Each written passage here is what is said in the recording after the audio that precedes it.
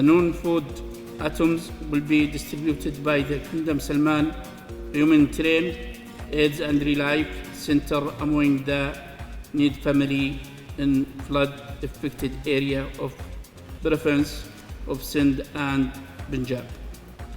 The King Salman Humanitarian AIDS and Relief Center is the forefront in the service of humanity and performs noble service to the beloved country Pakistan and its people, and stand by them in every thick and thin.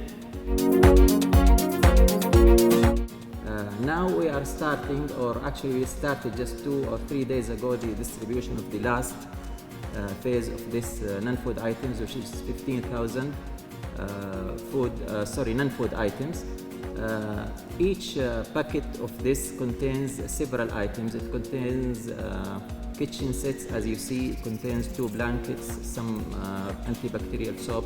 It contains also this tent. It's not actually a tent, it's a tarpaulin sheet with the stand, so it like shelter, and also plastic mat for the floor.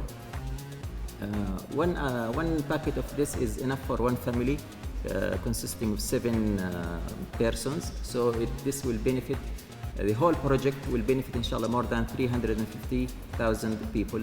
And inshallah we are studying now and launching the second project of rehabilitation of the houses, schools and BHUs, which will be inshallah with the coordination of the National Disaster Management Authority.